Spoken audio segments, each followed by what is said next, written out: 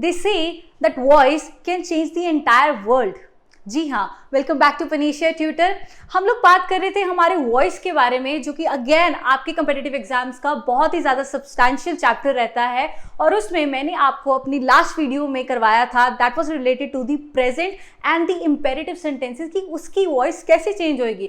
तो जी अब अगर हम बात करेंगे पास्ट की और फ्यूचर की, तो उसमें भी वॉइस के कैसे रूल्स रहते हैं वो आज चेक कर लेते हैं। तो सबसे पहले अगर पास्ट की बात की जाए तो मैं आपको वापस से थोड़ा सा रिकैप करवा देती हूँ जल्दी से, कि हमारे जो टेंसेस थे, टेंसेस ही आपकी क्या होती हैं, आपकी एक्टिव वॉइस होती है। ठीक है, वॉइस जो कि दो पार्ट्स में डिवाइड होती है, और जो एक्टिव होती है वही आपके टेंसेस होती है। ठीक है, और जो पैसिव होती है जिसमें हमेशा आपने किस चीज का इस्तेमाल करना होता है, that is your main verb की थर्ड फॉर्म। ठीक है, तो हमेशा आपको क्या मिलेगा, मेन वर्ब की थर्ड फॉर्म मिलेगी। ओके, अच्छा, इसके साथ एक और चीज होती थी कि जब भी मैंने आपको वॉइस करवाया था, मैंने आपको हमेशा ये बताया है कि जितने भी सेंटेंसेस आएंगे वो हमेशा 4 टोन्स में डिवाइड होते हैं। कौन से, याद कीजिए फिर से, वो कौन से थे? अफर्मेटिव जो कि हमेशा पॉजिटिव होते हैं, नेगेटिव जो कि हमेशा दिल खोल के नॉट लगाया जाता है, और थर्ड होते हैं इंटेरोगेटिव जिसमें हमेशा यस और नो के क्वेश्चन आंसर्स होते हैं, एंड लास्ट होते हैं डबल इंटेरोगेटिव जिसमें हमारी बड़ी प्यारी सी फैमिली आती है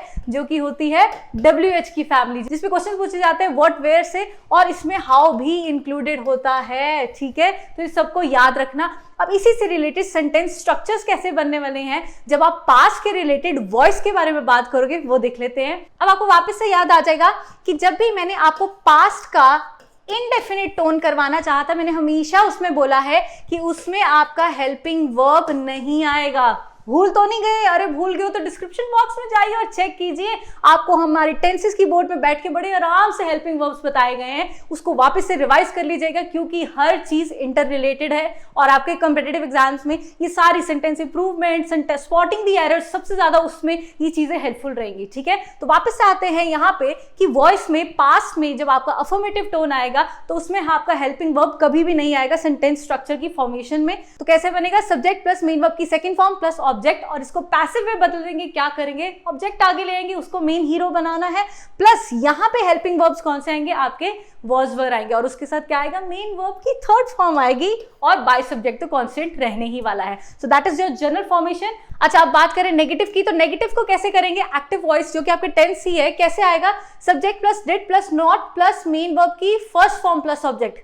एक सेकेंड, आप तो मैम कह रहे थे कि पास्ट में हेल्पिंग वर्ब नहीं आने, सिर्फ अफर्मेटिव टोन में नहीं आएगा हेल्पिंग वर्ब, उसके बाद सब हेल्पिंग वर्ब आएंगे।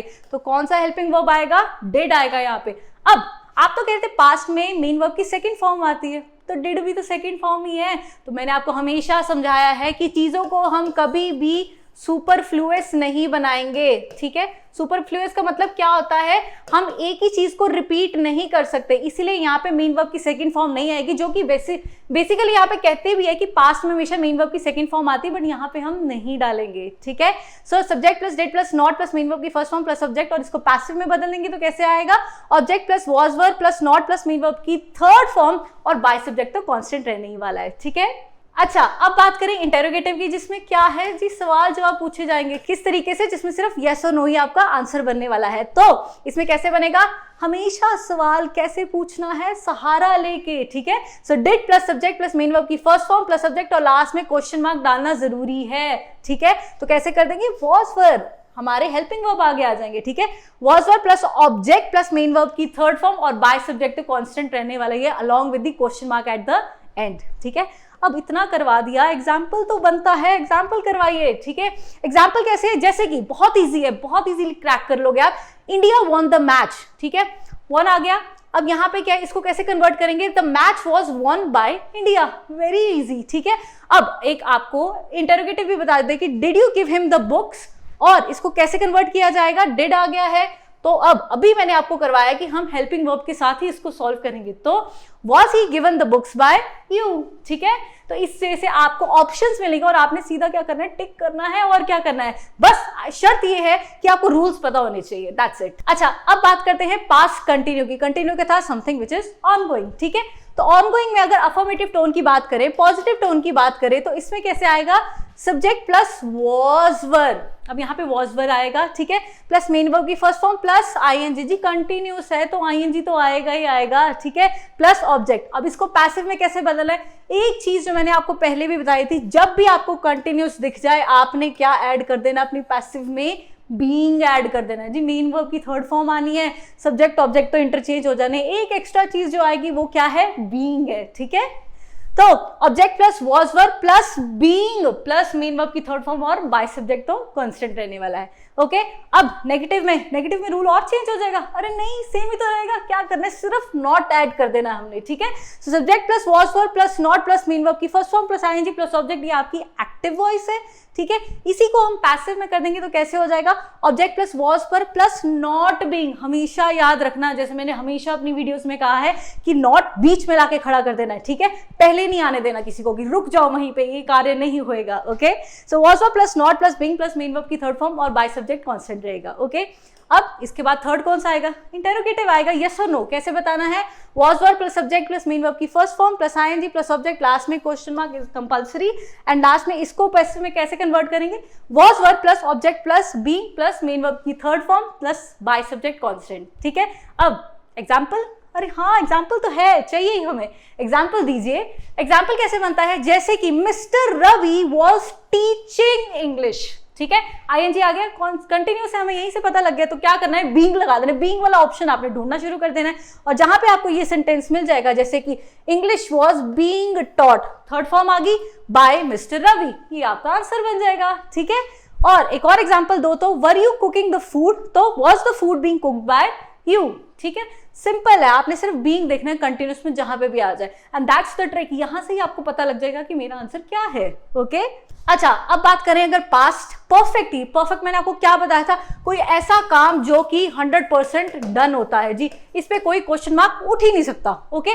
तो इसमें कैसे बात करेंगे हम, सब्जेक्ट प्लस, एक minute hold on, helping verb कौन सा है जी, आपका परफेक्ट हमेशा डील करता है हैड से या हैज हैव से, प्रेजेंट में हमेशा हैज हैव आएगा और पास्ट में हमेशा आपका हैड आएगा, ठीक है। तो यहाँ पे कैसे करेंगे, subject plus had plus main verb की थर्ड फॉर्म प्लस ऑब्जेक्ट, अरे यहाँ पे भी मेन वर्ब की थर्ड फॉर्म होगी, जी हाँ, दैट्स द ट्रिक, हमेशा परफेक्ट में आपको मेन वर्ब की थर्ड फॉर्म एक्टिव वॉइस में भी मिलेगी, जो कि आप कन्वर्ट करते हो पैसिव वॉइस में। तो ये एक और ट्रिक आपको मिल जाती है कि आपको ऑटोमेटिकली पता लग जाएगा कि अगर सेंटेंस फॉर्मेशन जो आपका क्वेश्चन ही है उसमें अगर थर्ड फॉर्म आ रही है, मतलब इस परफेक्ट का है, ठीक है। तो परफेक्ट में हमेशा आपने क्या लगाना है, एक तो आपका हैड हो गया, प्लस जैसे कि हम कंटिन्यूस में बीइंग लगाते हैं ना, इस पे हम हमेशा क्या लगाते थे, हमारा बिन, क्या लगाते थे, हमारा बिन, ठीक है। तो हैड और been simultaneously they will go hand in hand in your passive formation, okay.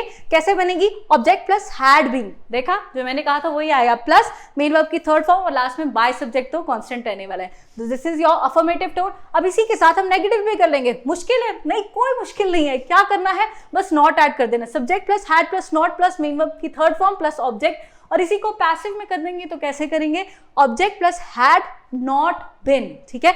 अब हैड और बिन के बीच में नॉट आएगा हमेशा, जैसे मैंने आपको कहा है कि बीच में नॉट लगा दीजिए, ओके, प्लस मेन वर्ब की थर्ड फॉर्म और बाय सब्जेक्ट तो कांस्टेंट रहने ही वाला है। नेक्स्ट अगर बात करें इंटेरोगेटिव की, जी सवाल जवाब पूछने, तो इसमें कैसे रहेगा, had plus subject plus main verb की थर्ड फॉर्म प्लस सब्जेक्ट और लास्ट में क्वेश्चन मार्क। अब पैसिव कैसे बनेगी, पैसिव भी ऐसी बनेगी, had plus subject plus been plus main verb की third form plus my subject रहेगा ही। अब एक मिनट देखो, यहाँ पे हैड और बिन के बीच में आपका ऑब्जेक्ट आएगा, जैसे नॉट हमने बीच में लगाया ना, तो सवाल भी किसके लिए पूछा जा रहा है, ऑब्जेक्ट के लिए पूछा जा रहा है, तो उसको भी हैड और बिन के बीच में लाना है, ठीक है। तो जहां पे आपको सेंटेंस फॉर्मेशन इस स्ट्रक्चर में मिलेगी वो आपका आंसर होगा, ठीक है। बस यहाँ से छोटे छोटे पॉइंट्स आपने याद करने हैं और आपका पेपर बहुत जल्दी डन हो जाएगा। अब एग्जाम्पल, जी एग्जाम्पल के बिना कैसे, ये तो हो ही नहीं सकता, अनजस्ट है जी, अनजस्ट है, नहीं कर रहे। एग्जाम्पल क्या है, ही हैड संग अ सॉन्ग, ठीक है, संग ऑब्वियसली आपको थर्ड फॉर्म मिल गई है, ओके। तो यहाँ पे यही आएगा कि a song had been sung by him, okay. अब इसी में had you won the match, again आपको एक इंटेरोगेटिव क्वेश्चन पूछा जा रहा है, तो कैसे करोगे, had the match been won by you, ठीक है। इसी तरीके से आप फॉर्मेशंस बहुत ही इजीली क्रैक कर सकते हो, कंफ्यूज नहीं होना है, बस थोड़ी सी टिक्स और ट्रिप्स को आपने ध्यान में रखना है और थोड़ी सी अलर्टनेस चाहिए, जी अलर्टनेस है, हेल्पिंग वर्ब्स आपको पता है, आप बहुत जल्दी इसको क्रैक कर लोगे, ओके। अब एक मिनट, ये क्या हो गया, ये तो फ्यूचर आ गया, अरे परफेक्ट कंटिन्यूस कहाँ गया? आपको याद है भाई, खुशी की बात वापस से आ गई है कि परफेक्ट कंटिन्यूस टेंस चाहे पास्ट का हो, प्रेजेंट का हो, फ्यूचर का, वो नहीं आता है, वॉइस पे फॉर्मेशन बनती ही नहीं है उसकी। ठीक है, तो एक और रिलैक्सेशन फिर से आपको मिल गई है। अब बात करते हैं हमारे फ्यूचर की तरफ। ठीक है, तो फ्यूचर इंडेफिनिट कैसे होएगा आपका? इंडेफिनिट अगेन आपको चीज बता रखी है कि कैसे बनानी है, जो कि बहुत श्योरिटी में नहीं होती है। ठीक है, तो अफर्मेटिव टोन कैसे बनेगी? इसमें आपके कौन से हेल्पिंग वर्ब होंगे? विल और शैल होंगे। ठीक है, तो इसमें कैसे बनेगा? Subject plus will shall plus main verb की फर्स्ट फॉर्म प्लस ऑब्जेक्ट बनेगा, ये आपकी फॉर्मेशन रहेगी। पैसिव कैसे बनेगी इसकी? Object plus will be shall be. अच्छा, आपने कोई बात नोटिस करी? देखो, जैसे कंटिन्यूस में आपको बीइंग मिल जाता है, ठीक है, परफेक्ट में आपको यहाँ पे बिन लगाने को मिल जाता है। ठीक है, अब ये छोड़ के इसके अलावा जब आप फ्यूचर की बात करेंगे ना, तो फ्यूचर में आपको एक और चीज ऐड करनी है, that is related to your B, which is the main thing. ठीक है, बी क्या आपका वर्ब ही तो है। ठीक है, तो जब फ्यूचर के बारे में बात होगी, that will be related to your be. Okay, so इसकी पैसिव कैसे बनेगी? Object plus will be plus shall be और मेन वर्ब की third form by subject constant रहेगा। ओके, अब नेगेटिव कैसे बनना है? नॉट लगा देना है, और क्या? Subject plus will shall plus not plus main verb की फर्स्ट फॉर्म प्लस ऑब्जेक्ट, और इसका पैसिव कैसे बनेगा?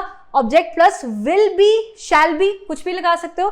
तो इसमें बीच में नॉट आएगा, तो मैंने जैसे आपको हमेशा बोला है बीच में आके नॉट लगाना है, तो विल नॉट बी या फिर शैल नॉट बी, डिपेंड्स के क्या सिचुएशन आपको दे रखी है। ठीक है, नेक्स्ट अगर बात करें इंटेरोगेटिव की, तो क्या है? भी सवाल पूछना है, सहारा लेके पूछना है हेल्पिंग वर्ब का। ठीक है, so will shall plus subject plus main verb की फर्स्ट फॉर्म प्लस सब्जेक्ट, और साथ में आएगा क्वेश्चन मार्क। और इसको पैसिव में कैसे बदल देंगे? जो विल शैल प्लस ऑब्जेक्ट बीच में लेके आना है, किसको पूछना है? ऑब्जेक्ट को पूछना है, तो ऑब्जेक्ट आएगा, फिर बी आ जाएगा प्लस मेन वर्ब की third form by subject constant रहने वाला है, और लास्ट में क्वेश्चन मार्क कंपलसरी है। ठीक है, तो एग्जांपल कैसे करेंगे?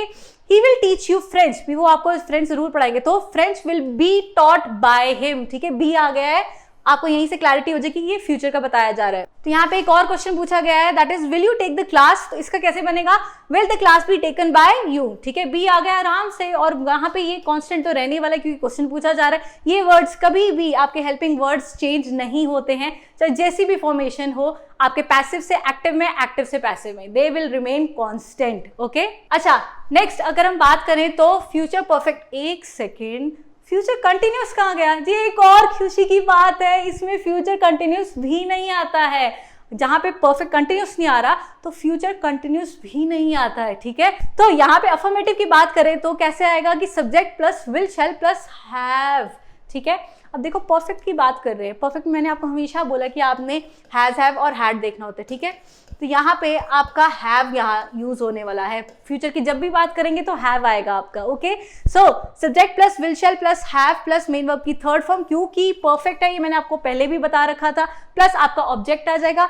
अब इसको पैसिव में कन्वर्ट करेंगे तो क्या करेंगे? इंटरचेंज कर देंगे, जैसे कि object plus will shall plus have been. ठीक है, परफेक्ट है और मैंने आपको बोला ही था उसमें बिन आता है। ठीक है, तो हैव बिन यहाँ पे इकट्ठा रहने वाला है। Okay, so have been plus main verb की थर्ड फॉर्म और बाय सब्जेक्ट तो कांस्टेंट रहेगा ही रहेगा। ठीक है, अब देखो जी, नेक्स्ट तो आप खुद ही बता सकते हो, नॉट वाला नेगेटिव कैसे करना है? अरे नॉट ही लगाना है और क्या करना है। ठीक है, तो subject plus will shall plus not have. ठीक है, बाकी थर्ड फॉर्म प्लस ऑब्जेक्ट, क्योंकि हमारा परफेक्ट है इसलिए हमारे को एक्टिव में भी मेन वर्ब की थर्ड फॉर्म ही मिल रही है।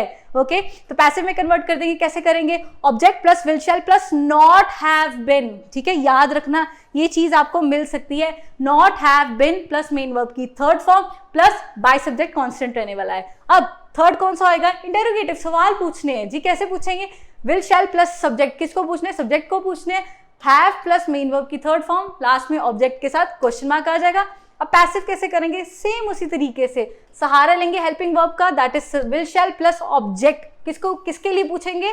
ऑब्जेक्ट के लिए पूछेंगे, तो plus have plus been plus main verb की थर्ड फॉर्म और बाय सब्जेक्ट कांस्टेंट रहेगा। ठीक है, अब एग्जाम्पल करवाएं? नहीं समझ आ गया होगा, अरे करवा देते हैं, कितना तो करवाया है, एक छोटा सा और एग्जाम्पल करवा देते हैं, जैसे कि we shall not have accepted the offer, हमें नहीं करना चाहिए था, तो इसके लिए कैसे बनेगा? The offer will not have been accepted by us. ठीक है, ये फॉर्मेशन आपकी बनेगी। अब एक और सेंटेंस है, will they have caught the trick, तो जो ट्रिक्स हमने आपको कराई क्या आपको समझ आ गई थी ठीक है कि नहीं? अब इसका आंसर आप मुझे कमेंट बॉक्स में देंगे। सो आई होप आपकी सारी वॉइस की फॉर्मेशंस, जितने भी सेंटेंसेस हमने आपको बना के दिए along with the examples and with the exceptional rules and the tips and tricks for sure which we are in the habit of giving to you, ठीक है, वो सारी चीजें आपको डिसेमिनेट अच्छे से की गई हैं। आप कमेंट बॉक्स में भी लिख सकते हैं जो चीज आपको अभी तक नहीं समझ आई है। एंड इसी तरीके से प्लीज हमारे पनीशा ट्यूटर सब्सक्राइब करते जाइए, लाइक करते जाइए। Thank you everyone, this is Radhika signing off, bye bye.